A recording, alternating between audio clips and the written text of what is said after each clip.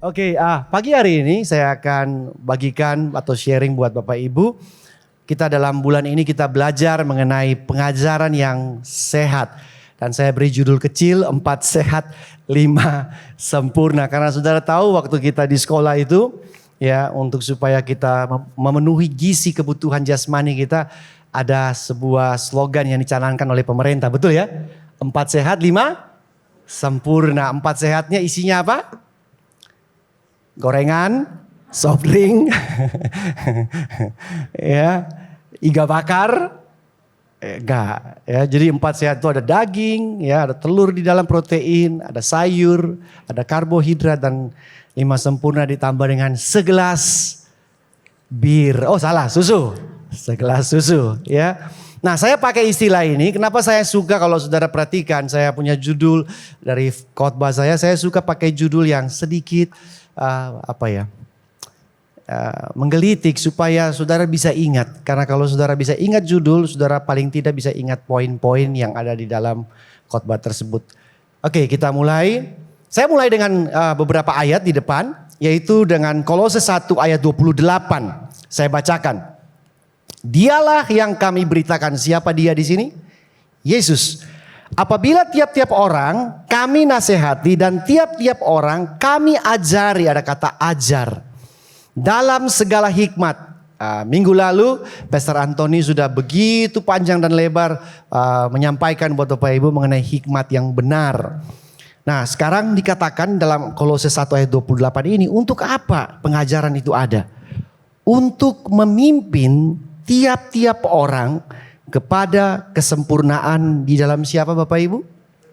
Di dalam Kristus. Jadi dari ayat ini kita bisa mengambil kesimpulan bahwa tujuan dari pengajaran adalah memimpin setiap orang kepada kesempurnaan di dalam Kristus. Ada amin Riverside? Amin.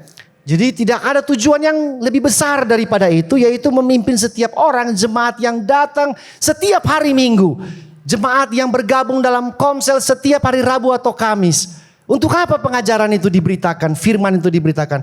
Untuk supaya orang menuju kepada kesempurnaan di dalam Kristus. Nah di Alkitab selain dikatakan mengenai tujuan daripada firman Tuhan atau pengajaran, juga di dalam Alkitab ada tujuan daripada Allah untuk para umatnya. Pertanyaannya, apa tujuan Allah bagi umatnya? Menurut saudara apa kira-kira? Apa tujuan Tuhan bagi umatnya yang telah ditebus? Apakah setelah selamat terus kita diem saja? Terus kita bekerja dan tambah diberkati, tambah kaya, ya, pelayanan tambah sukses, ya, tambah pintar berkhotbah, tambah pintar melayani, tambah pintar berdebat. Firman Tuhan apakah itu? Ternyata di dalam Alkitab banyak sekali ayat yang menunjukkan bagaimana tujuan Allah bagi umatnya. Saya kasih 3 ayat di sini. Yang paling pertama dalam Roma 8 ayat 29. Dan ini berulang terus di dalam 3 bentuk waktu. Bentuk waktu yang pertama ada di dalam Roma 8 ayat 29. Sebab semua orang yang dipilihnya dari semula. Siapa yang percaya dia di dalam ruangan ini dipilih Tuhan? Yang lain? 50-50 Pak. Atau call a friend. Saya kurang yakin Pak. Saya mau telepon gembala komsel, saya tanya, saya udah selamat belum? Ya, mereka juga ditentukannya dari semula untuk apa Bapak Ibu? Ditentukan untuk apa? Menjadi serupa dengan siapa? Gambaran anaknya. Anaknya ini siapa Bapak Ibu? Yesus Kristus. Tidak ada di sini dikatakan untuk menjadi serupa dengan Bapak Gembala.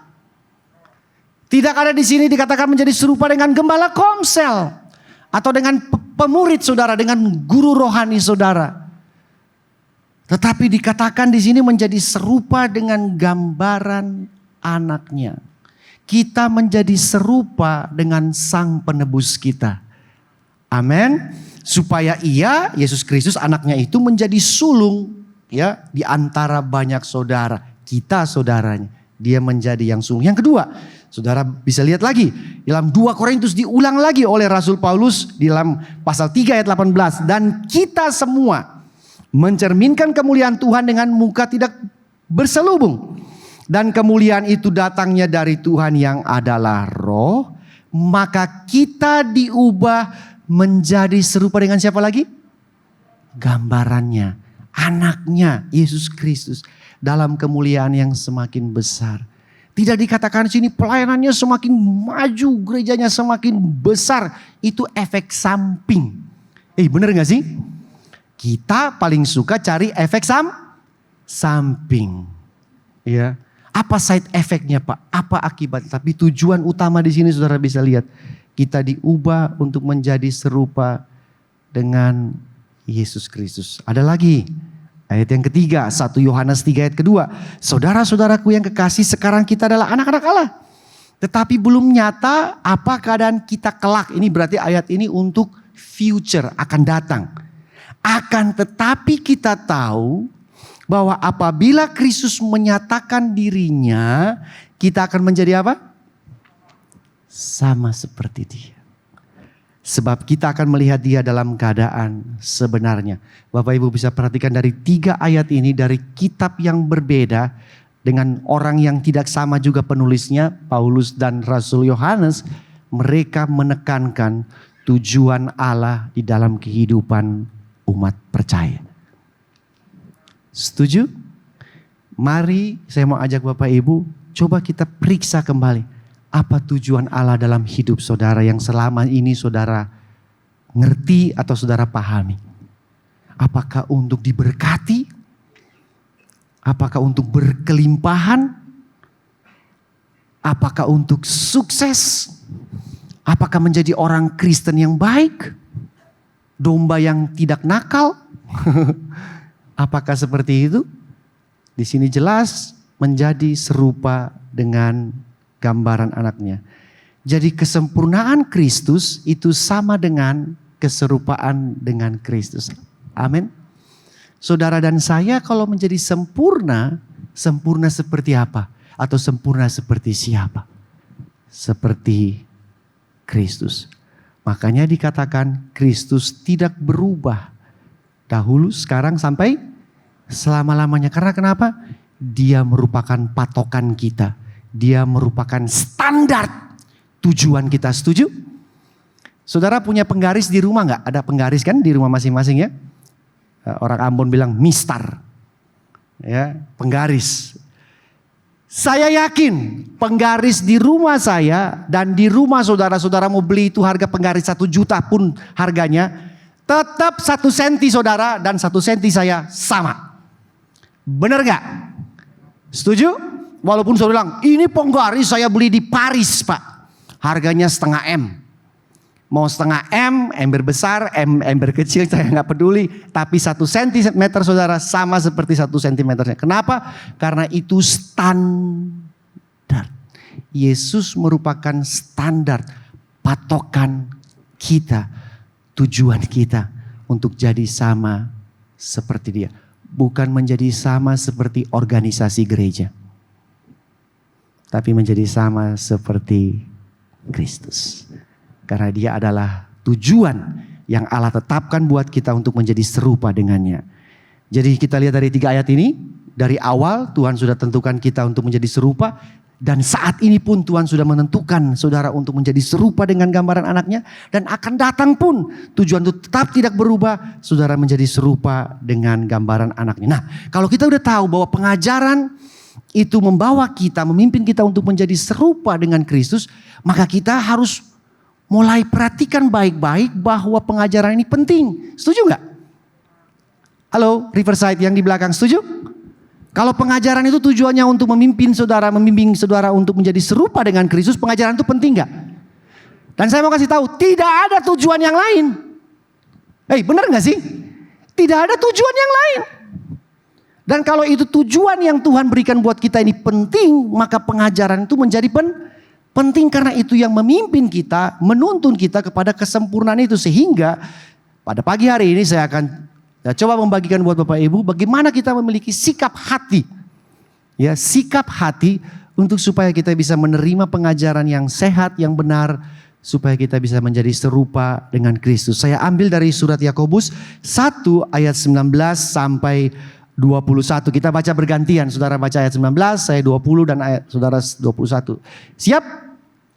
Kita mulai ya. 1, 2, 3.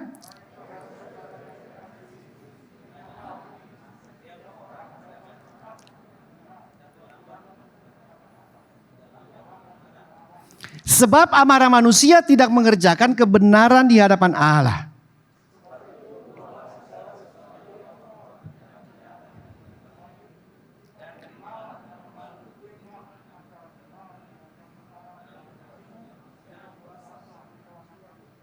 Amin.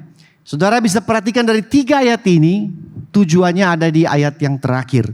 Dan ayat sebelumnya bagaimana Yakobus berkata buat kita untuk memiliki sikap hati yang benar untuk kita bisa menerima.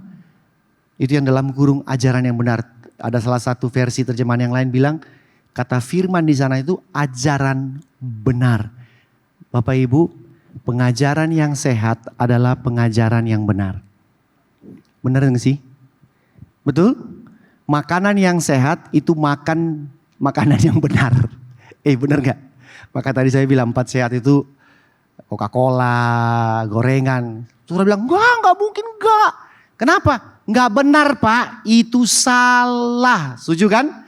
Berarti pengajaran yang sehat sama dengan pengajaran yang benar. Ada seorang teman saya, beliau hadir enggak? Kayaknya enggak hadir ini. Dia enggak terlalu suka makan sayur. Ya. Bukan tidak terlalu suka, hampir-hampir dipastikan dia tidak pernah makan sayur. Dan dia punya banyak alasan untuk makan sayur. Satu saat katanya orang tuanya telepon, kamu udah makan sayur belum hari ini? Dia bilang sudah. Makan apa? Saya minum jeruk nipis. Jeruk nipis termasuk sayur, dia minum jeruk nipis, dia bilang dia sudah makan sayur. Apakah itu benar Bapak Ibu? Ya, jadi saudara perhatikan baik, pengajaran sehat adalah pengajaran yang benar. Nah, dari 3 ayat ini saya ingin bagikan 4 sehat, 5 sempurna atau 4 sikap hati kita untuk bisa menerima pengajaran yang benar. Kata yang pertama muncul di cepat untuk mendengar, lambat untuk bicara, dan lambat untuk marah. Benar gak Bapak Ibu? Betul? 1 kali kata cepat, 2 kali kata lambat. Alkitab memberikan nasihat buat kita, cepat untuk dengar, tapi lambat untuk bicara dan lambat untuk marah. Marah di sini bukan marah di luar konteks ini, maksudnya marah karena saudara tidak mendapatkan barang yang saudara inginkan, marah karena pacar saudara digondol, dibawa lari orang lain, ya, marah karena nggak dapat jadwal pelayanan. Bukan, marah di sini masih berhubungan dengan mendengar, menerima pengajaran. Jadi dia bilang 1 kali kata cepat, 2 kali kata lambat untuk bicara dan marah. Artinya kalau saudara lihat ada 1 kali kata cepat dan 2 kali kata lambat, kita cenderung kebalikan daripada ayat ini, yaitu kita cepat bicara dan kita cepat marah waktu dengar pengajaran. Setuju nggak? Betul? Dan kita lambat untuk mendengar, kebalikannya. Sehingga Alkitab menasehatkan kita mesti lebih cepat mendengar, bukan cepat berbicara dan menanggapi dan cepat bereaksi.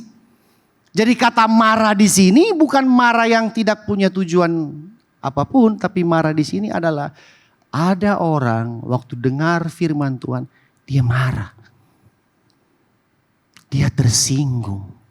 Dia bereaksi dengan berbagai macam alasan.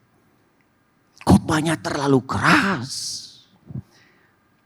Khotbahnya menyinggung. Khotbahnya tidak pada tempatnya. Macam-macam. Tapi kalau diperiksa, dia bereaksi dengan emosi marahnya.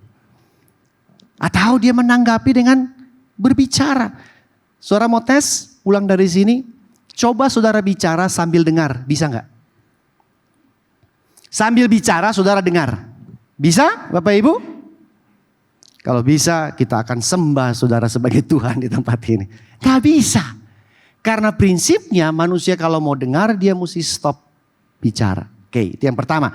Yang kedua, kata mendengar di sini bukan mendengar dengan instrumen atau alat pendengaran saudara. Ini saya mesti pelan-pelan. Tidak ada hubungannya dengan telinga. Kenapa saya berkata demikian? Kalau Alkitab berkata bahwa ini hubungannya dengan telinga, dengan instrumen, your ears, maka dia nggak fair bagaimana dengan orang yang punya gangguan pendengaran. Saudara bisa paham saya? Betul? Bagaimana dengan orang yang tidak punya pendengaran yang baik atau tidak ada pendengaran sama sekali? Berarti dia tidak bisa mendengar. Saudara paham maksud saya? Alkitab tidak menulis mengenai alat pendengaran, tetapi mengenai sikap saudara waktu saudara mendengar. Karena itu jauh lebih penting daripada alat pendengaran itu sendiri. Jadi kata mendengar di sini adalah sebuah sikap hati, dan ini lebih penting daripada telinga kita. Saudara pernah dengar Yesus dalam kitab Injil seringkali mengutip kalimat ini. Barang siapa bertelinga, hendaklah apa? Mendengar. Ayat itu kadang-kadang bikin kita gini. Emang Tuhan gak tahu kalau yang punya telinga itu pasti dengar? Terkecuali saudara tutup telinga saudara, maka suara tidak akan masuk. Setuju?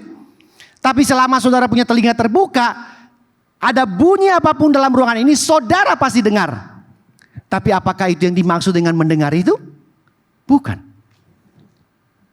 Yesus berkata barang siapa bertelinga hendaklah mendengar, bukan sekedar mendengar bunyi-bunyian atau suara, tapi mendengar di sini adalah sikap hati saudara waktu saudara dengar informasi tersebut.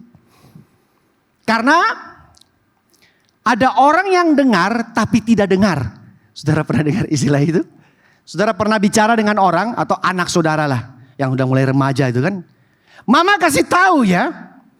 Oh sampai telunjuknya mama itu kan paling sakti itu. Kalau dia suruh kiri kanan gitu telunjuk. Jadi bagian tubuh wanita yang paling sakti adalah jari telunjuknya. Kalau mama kasih tahu, anaknya dengar. Iya ma. Ya. Tapi saudara tahu persis dia nggak dengar. Saudara pernah mengalami pengalaman itu? Dia dengar tapi dia nggak dengar. Taunya dari mana? Semua yang saudara bicarakan masuk telinga kiri, keluar telinga kanan. Dia ada gerbang yang dia buka di tengah-tengah sini, tembus gini. Ngomong aja mama udah ngomong berbusa-busa sampai muntah-muntah. Masuk keluar. Apakah itu mendengar yang Tuhan maksudkan? Bukan. Yang Tuhan maksudkan adalah berapa nilai value yang saudara taruh kepada sesuatu yang saudara mau dengar. Itu menentukan saudara mau dengar apa tidak.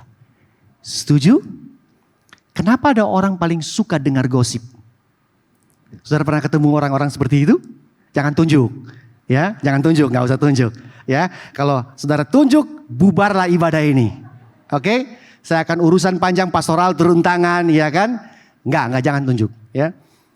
Ada orang paling suka dengar gosip. Jadi begitu ada gosip Pak, itu langsung dia punya telinga radarnya naik. Di mana. Jadi biar itu di Gianyar pun dia pergi ke Gianyar.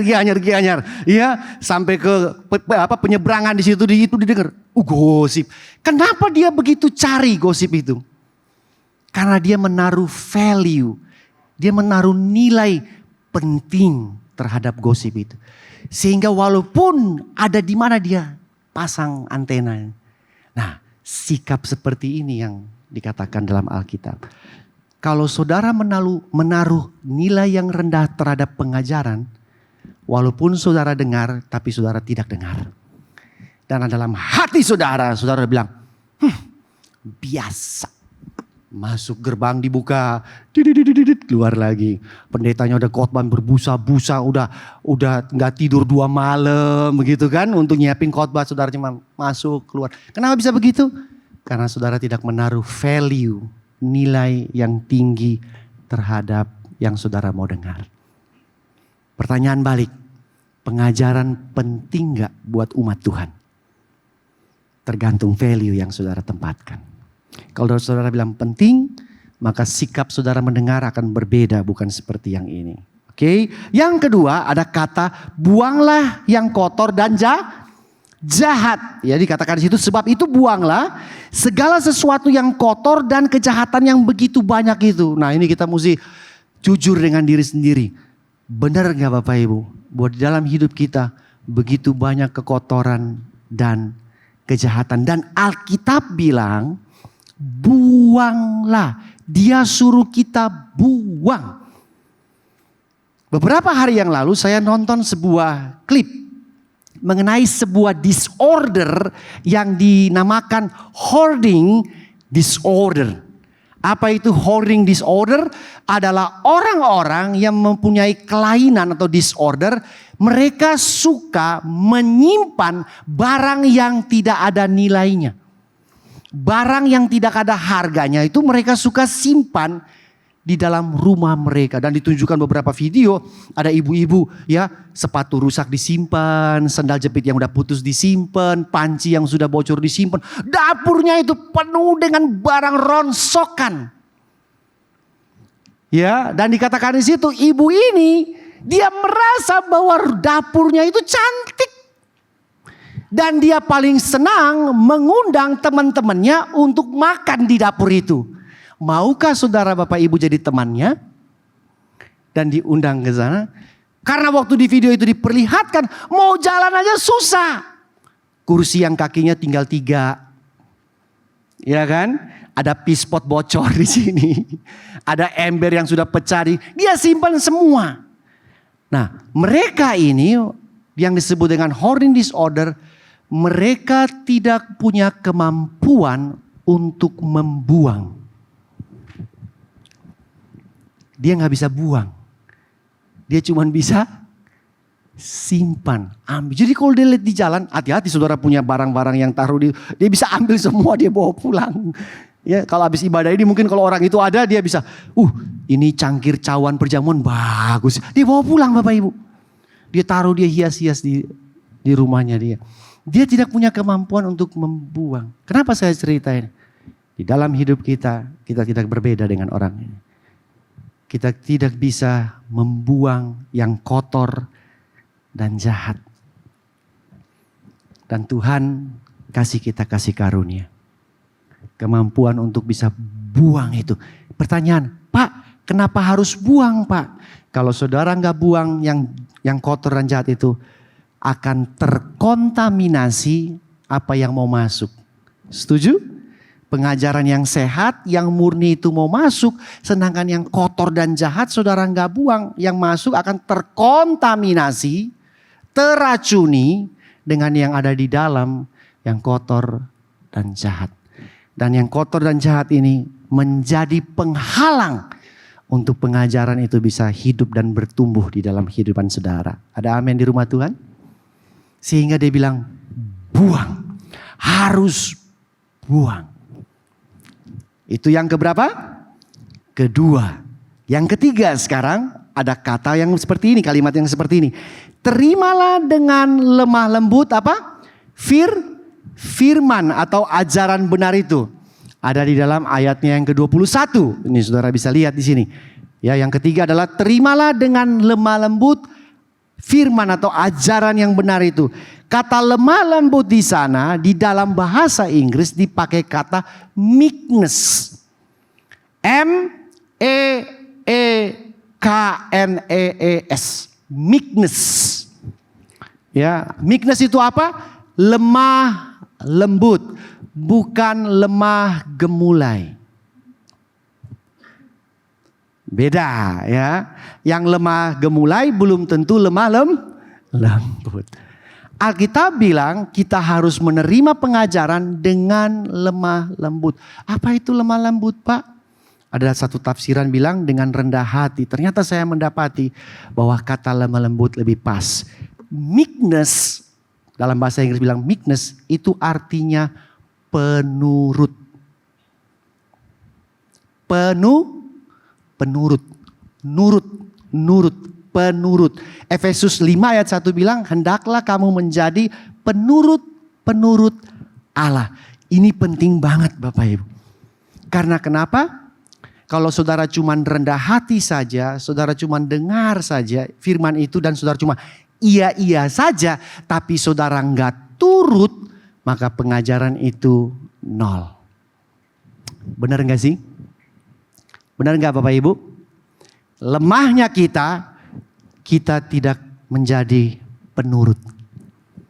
Kita hanya percaya Kita hanya penyembah, tapi kita belum tentu jadi penurut. Kalau nyembah hebat banget Pak. Kalau nyanyi, apalagi kalau lagu yang pas di hati, cocok di hati kan. Itu nyanyi sampai miring-miring gitu. Sampai tangan diangkat, kaki diangkat, semua udah kayak melayang-layang. Kita jago menyembah, tapi pertanyaan, apakah dia menuruti firman Tuhan? Ibadah rajin. Semua ibadah di gereja Riverside dibabat habis semua. Komsel datang, huddle datang, ya hangout datang, doa puasa datang. Bentar lagi dia mau tidur di gereja udah. Hebat. Tapi pertanyaan, apakah dia penurut Allah? Dia menuruti apa yang dia dengar? Belum tentu. Saudara dan saya sebagai orang percaya dan penyembah, belum tentu kita penurut. Betul? Yang tadi saya katakan, kita ngomong kepada anak, ibadah, pertanyaan terbesar bukan hanya dia dengar, tapi apakah dia menuruti apa yang kita katakan buat dia. Karena itu poinnya, itu tujuannya. Dia harus menuruti apa yang saya katakan. Pagi hari ini, tidak ada yang lain yang Allah inginkan dari kita selain menuruti firman-Nya. Setuju? Karena bagi Tuhan, taat itu hal yang sangat esensi dan penting. Bagaimana saudara bisa bilang saya penyembah dan saya mengasihi Tuhan, tapi saudara dan saya enggak taat dan turut? Halo? Setuju? Bagaimana saudara bisa katakan buat Tuhan, atau saudara mengatakan buat diri sendiri, saya ini penyembah sejati. Oke. Ukuran Tuhan untuk menguji saudara mengasihi Tuhan bukan seberapa lama saudara menyembah. Saya ulangi. Ukuran Tuhan menguji kita untuk kita mengasihi Dia atau tidak bukan seberapa lama saudara menyembah. Tapi ukurannya adalah seberapa taat saudara kepada Dia. Ada amin di rumah Tuhan? Tuh banyak muka mulai cemberut kan? Reaksi tadi marah. Bapak salah ngomong nih. Saya kan rajin ke gereja, saya suka nyembah. Betul, tidak ada yang salah dengan itu. Tapi saya mau kasih tahu saudara kebenaran firman Tuhan. Ukuran yang Tuhan pakai untuk mengukur kasih kita bukan seberapa lama saudara menyembah, seberapa turut dan taat saudara kepada Tuhan. Ada amin di rumah Tuhan. Karena akan sia-sia semua firman, semua khotbah yang saudara dengar, tetapi saudara tidak menjadi penurut Allah. Yang keempat, yang pertama tadi apa? Sikap mendengar. Yang kedua, buang semua kotoran, ya kan? Yang ketiga adalah lemah lembut, menuruti, menurut. Dan sekarang yang keempat ada di dalam kalimat yang tertanam di dalam hatimu. Ya, ada kata yang tertanam di dalam hatimu. Nah, kalimat ini memberitahukan kepada kita bahwa sasaran daripada pengajaran atau sasaran dari firman Tuhan itu adalah hati. Katakan hati. Hati kita adalah target dari pengajaran. Setuju? Perubahan hidup yang total dan sejati adalah dimulai dari perubahan hati, bukan perubahan ekonomi. Saya ulangi, perubahan yang total dan sejati itu dimulai dari perubahan hati, bukan perubahan ekonomi. Setuju Riverside? Jadi jangan sampai kita salah tujuan nih. Karena buat Tuhan, perubahan yang bisa Dia lihat dari hidup kita itu dimulai dari hati kita berubah. Setuju? Kalau saudara mau perubahan ekonomi, saya anjurkan saudara ikut seminar dan motivasi di luar sana banyak sekali. Ada yang gratis, ada yang berbayar diskon. Saudara ikut, saudara punya ekonomi bisa berubah. Mereka kasih kiat-kiat dan tips-tips untuk supaya ekonomi berubah. Tetapi Alkitab jelas sekali mengatakan bahwa perubahan dimulai karena dari situlah sumber segala masalah kita. Ada amin. Ibu-ibu, kalau jalan ke beach walk, begitu ada tulisan Sale warna merah besar. Ya, kalkulator jalan gak? Jalan berapa persen? Ya tak? Harga dasar berapa, diskon berapa, hitung-hitung. Terus kalau dia sudah ngomong ini bahaya. Murah. Nah bahaya tuh. Cau kau le, itu kalau orang Cina bilang. Itu kalau dia bilang murah, bahaya udah. Benar? Itu istilahnya gigi mundur, patah semua. Gak ada mundur lagi udah. Ya, no turning back, no turning back. Bahaya udah kalau murah dihitung, murah. Terus ditambah lagi satu kata yang jauh lebih berbahaya. Lucu. Udah selesai, udah pasti beli. Saya mau tanya ibu-ibu. Kalau waktu kejadian itu terjadi, urusannya ada di mana masalahnya? Mata Pak. Mata ini harus dicungkil, kenapa dia lihat itu tulisan Saleh. Ya silakan saudara cungkil. Ya, bukan urusannya di mata. Juga bukan urusan yang punya toko itu dia taruh Saleh, nggak ada urusannya. Urusannya ada di hati saudara. Bapak-bapak juga sama. Begitu lewat sepatu basket. Semoga ada yang nonton online pada saat ini. Sepatu basket. Ini kan yang dipakai sama pemain itu.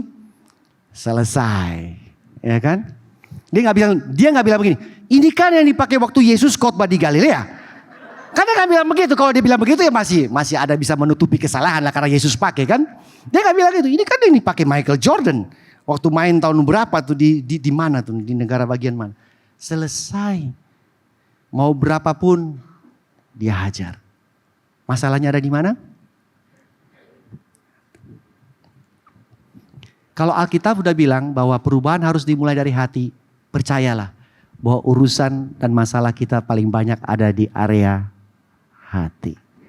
Ada amin Riverside? Nah, saya kasih sebuah ayat ini. Ini ayat bagus banget Bapak Ibu dalam 2 Timotius 4 ayat 3 sampai 4. Karena akan datang waktunya dan saya rasa sudah datang waktunya. Orang tidak dapat lagi menerima ajaran sehat, tetapi mereka akan mengumpulkan guru-guru. Nah, saudara mesti garis bawahi kata menurut kehendaknya untuk dari kehendak untuk memuaskan keinginan telinganya. Mereka memalingkan telinganya dari kebenaran dan membukanya bagi dongeng. Apakah ini sudah terjadi? Sudah Bapak Ibu. Karena kita cenderung akan memilih-milih guru-guru, pengkhotbah-pengkhotbah, pemberita-pemberita firman Tuhan yang cocok dengan kehendak kita. Setuju? Aku kan lagi butuh duit. Cari pengkhotbah yang bicara duit dong. Karena aku lagi butuh duit. Tanpa sadar, saudara punya kehendak di sini, keinginan di sini menuntun saudara untuk telinga saudara cari menunya. Setuju? YouTube cari 7 langkah untuk menerima berkat berlimpahan sampai muntah-muntah. Wah, saya nonton. Ini berita baik ini. Ini sampai nggak bisa nampung-nampung, sampai luber-luber. Wah, saya mau nonton ini. Misalkan. Karena kecondongan hati saudara, kehendak saudara sudah mau ke situ. Bagaimana membuat pelayanan saudara berkuasa. Wah, saudara datang ke situ saudara. Sesuai dengan kehendak. Mereka puaskan telinga saudara. Perhatikan, bukan di telinga problemnya. Tapi dia hati. Makanya pengajaran yang benar sasarannya hati. Supaya telinga kita tidak seperti milih makanan, suka-suka mau pilih yang mana. Ada amin di rumah Tuhan. Dan yang terakhir, balik lagi di ayat yang tadi Yakobus. Saya garis tebal, yang berkuasa menyelamatkan jiwamu. Yang kelima, yang sempurna, yaitu kita diselamatkan oleh pengajaran. Nah, saudara jangan salah sangka. Betul, kita diselamatkan oleh Kristus. Mati di atas kayu salib, bangkit menyelamatkan kita. Tetapi saudara baca ayat ini baik-baik. Dia bilang bahwa ajaran benar atau firman itu berkuasa menyelamatkan apa? Jiwamu. Setelah saudara terima keselamatan dari Tuhan, lahir baru, saudara terima Yesus sebagai juru selamat dan Tuhan dalam hidup saudara. What next? Apa langkah selanjutnya? Firman Tuhan atau pengajaran itu harus saudara tiap hari saudara terima. Kenapa Pak? Karena dia punya kuasa menyelamatkan jiwa kita. Pertanyaan muncul, menyelamatkan jiwa kita dari apa? Kan sudah, dari hukuman kekal kan sudah, betul. Dari murka Allah sudah, betul, sudah dilakukan Yesus di atas kayu salib. Tapi dia bilang menyelamatkan jiwamu dari apa? Saya pakai ayat ini, Roma 12 ayat 2. Kita baca sama-sama yuk, 1, 2, 3. Janganlah kamu menjadi serupa dengan dunia ini, tetapi berubahlah oleh pembaruan budimu sehingga kamu dapat membedakan manakah kehendak Allah, apa yang baik, yang berkenan kepada Allah dan yang sempurna. Ayat ini bilang kita tidak boleh menjadi serupa dengan apa? Dunia. Bagaimana caranya supaya tidak menjadi serupa dengan dunia? Pembaharuan budi. Setuju ya? Ada yang bilang change your mind. Berubah pola pikirmu. Pertanyaan lagi muncul. Saudara mengubah budi saudara, pembaharuan budi saudara pakai apa? Saudara mengubah pola pikir saudara yang lama jadi baru, pakai apa saudara mengubahnya? Pakai patokan apa, pakai dasar apa, pakai tolak ukur apa saudara pakai untuk mengubah pembaharuan budi ini atau mengubah pola pikir saudara? Halo? Itu penting. Kenapa? Karena kalau saudara salah pakai, saudara pikir berubah, tapi saudara tidak berubah. Ada amin di rumah Tuhan? Jadi pertanyaannya, pakai apa nih Pak untuk pembaharuan budi? Baca buku cerita silat? Baca majalah? Nonton TikTok? Pakai apa untuk pembaharuan budimu? Saya beri contoh. Di sini kan dikatakan jangan menjadi serupa dengan berarti ada dunia dengan segala macam pengajaran, filosofi, prinsip dan segala macam apa keyakinannya ada di sini. Kemudian di sini ada pengajaran yang bersumber dari Alkitab. Ada dunia dan Alkitab. Menurut Bapak Ibu, yang bengkok mana, yang lurus yang mana? Dunia bengkok apa lurus? Bengkok banget apa bengkok sedikit? kita mesti setuju sama-sama dulu. Dunia yang kita hidupi sekarang ini bengkok banget apa bengkok sedikit? Banyak banget, betul ya? Sampai ada Adam sama Steve. Ya. Karyono sama Kartolo. Nggak tahu dah, maaf kalau yang namanya disebut. Ya. Sampai bengkok banget Pak. Sampai dia nggak tahu istrinya yang mana, istri orang lain juga dibabat habis. Ya suami juga dibabat habis. Sampai nggak malu Pak. Bengkok banget. Yang lurus yang ini. Nah Alkitab ini bilang berubahlah oleh pembaharuan budimu. Nah kita mau pakai patokan yang mana? Sumber untuk pembaharuan budi kita pakai yang mana? Pakai yang bengkok ini atau yang lurus? Saudara mesti pastikan baik-baik. Kalau saudara tetap ambil sumbernya dari sini, saudara pikir lurus padahal bengkok. Pengajaran firman Tuhan bukan hanya untuk pertumbuhan rohani. Tapi pengajaran firman Tuhan untuk menjaga kita supaya tidak terjadi penyesatan. Ada amin di rumah Tuhan? Supaya tidak terjadi apa? Penyesatan. Tuhan tinggalkan firman-Nya di bumi punya tujuan. Setuju nggak? Punya tujuan untuk membuat kita serupa dengan Kristus dan untuk ini. Tidak terjadi pembengkokan atau penyesatan. Tadi malam saya Instagram, biasalah kalau pengkhotbah itu sudah besok mau khotbah itu udah gak bisa tidur. Sama aja ya, sama aja. Aduh mau tidur gak bisa, istri udah tidur, anak udah tidur. Saya buka-buka Instagram, saya nonton satu klip bagus banget Bapak Ibu. Ternyata ada yang dinamakan dengan Judas Goat, kambing Yudas. Jadi kambing ini dipelihara di kawanan domba, di herd, di sheep herd itu. Kambing ini sengaja ditaruh di tengah-tengah domba sebagai hal yang palsu, deception. Untuk penipuan supaya domba ini ikut kambing itu. Jadi kambing ini kayak leader. Nah, tujuannya buat apa? Jahat banget Bapak Ibu. Ya jahat sih menurut saya, menurut mereka enggak. Kambing itu mimpin domba untuk masuk ke dalam pembantaian. Untuk dipotong. Jadi kambing itu punya fungsi dipelihara. Dia jadi kayak kambing. Dan semua domba ikut dia. Mereka pikir dia domba. Tapi dia kambing, makanya disebut Judas. Begitu dia sampai di tempat pembantaian, semua domba udah masuk. Kambingnya lompat keluar. Bye-bye. Sampai ke see you in hell. Dia lompat keluar, dia gak masuk dalam pembantaian.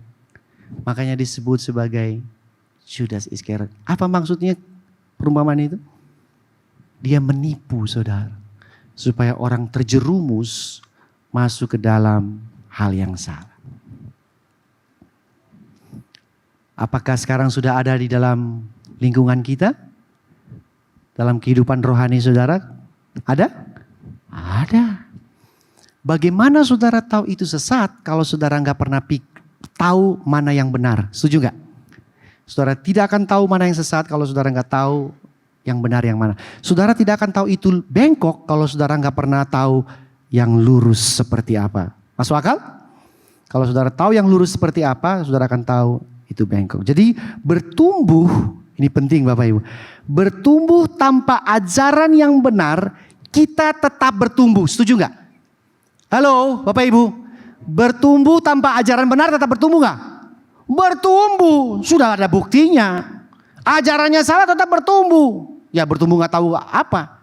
Tapi pertanyaannya, dia bertumbuh ke arah mana? Itu yang penting. Dia bertumbuh, dia berkembang. Dia tambah banyak punya duit atau apalah nggak tahu. Tapi pertanyaan penting adalah bertumbuh ke arah mana?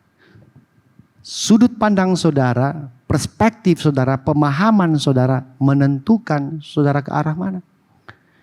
Dan perspektif pemahaman saudara berpatokan kepada apa? Lurus atau bengkok. Minggu lalu kalau nggak salah Pastor Antoni ada cerita mengenai dia salah jalan. Bapak Ibu yang datang minggu lalu ingat kan?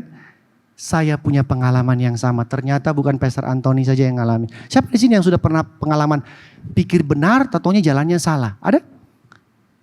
1, 2. Saya merasa terhibur Pak. I'm not alone. Waktu itu saya ada di Samarinda. Sama keluarga saya tinggal di sana, melayani di sana. Dan saya ingat persis saya hadir di sebuah penguburan.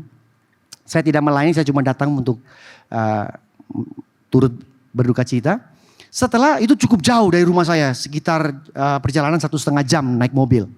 Karena di luar kota. Setelah selesai penguburan mau pulang. Ya kan?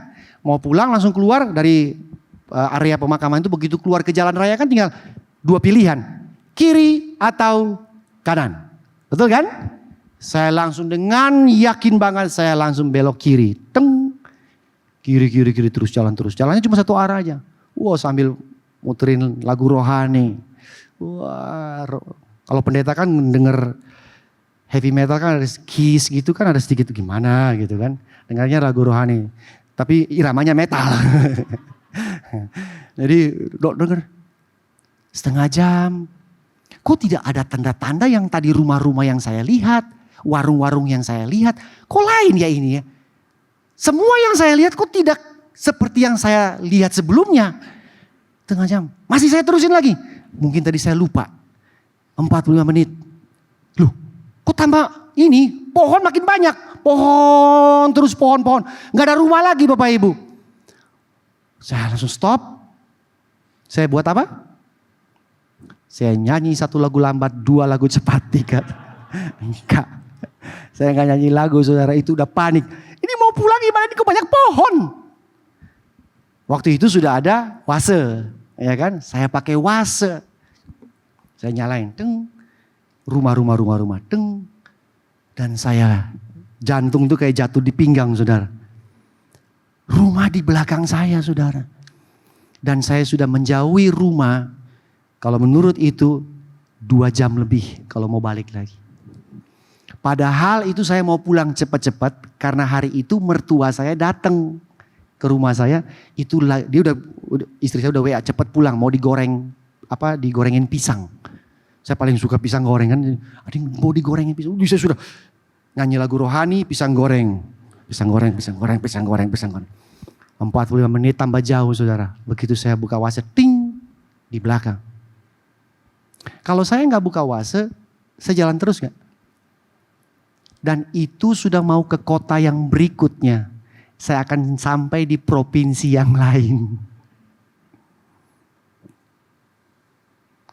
Kalau saudara nggak punya kompasnya, saudara nggak punya navigatornya, saudara nggak akan tahu saudara tersesat atau enggak. Ada amin di rumah Tuhan? Saudara nggak akan tahu. Saudara pikir itu benar, padahal itu salah. Saudara pikir itu lurus, padahal itu bengkok. Ayat yang terakhir baca sama-sama. 1, 2, 3. Awasilah dirimu sendiri dan awasilah ajaranmu. Bertekunlah dalam semuanya itu. Karena dengan berbuat demikian engkau akan menyelamatkan dirimu dan semua orang yang mendengar engkau. Ini nasihat Paulus kepada muridnya Timotius. Karena Timotius berkhotbah. Supaya Timotius itu bertekun dalam firman Tuhan karena dia khotbah. Tapi prinsip ini bisa diterapkan juga dalam setiap umat percaya. Bahwa tidak ada yang lebih penting dari kita bertekun di dalam pengajaran. Amin. Amin. Apa yang tidak ditulis dalam Alkitab, jangan cepat-cepat percaya. Setuju? Dan solusinya gimana Pak supaya kita bisa tidak tersesat, kita tidak dibawa ke yang kita pikir lurus taunya bengkok? Bertekun di dalam pengajaran. Pastor Antoni minggu lalu bilang, read your Bible. That's it. Nothing else. Baca Alkitab saudara. Jangan baca TikTok orang lain. Jangan baca Instagram orang lain. Read your Bible. Jangan nonton khotbah orang lain. Read your Bible first. Baca Alkitab dulu. Baca, bertekun. Pak, saya nggak paham. Baca. Alkitab suruh baca. Bertekun. Kalau saudara bilang saya nggak paham, saya mau tanya saudara. Bagaimana dengan orang-orang yang di dalam pedalaman yang pegang Alkitab, tidak ada YouTube, tidak ada khotbah, tidak apa. Dia paham dari mana? Halo? Saudara pernah pikir itu? Apakah saudara tidak percaya bahwa roh Tuhan yang ada di dalam saudara akan membantu saudara memegang kompas itu? Ada amin? Terima kasih sudah mendengarkan saya pagi hari ini. Tuhan memberkati setiap hati saudara.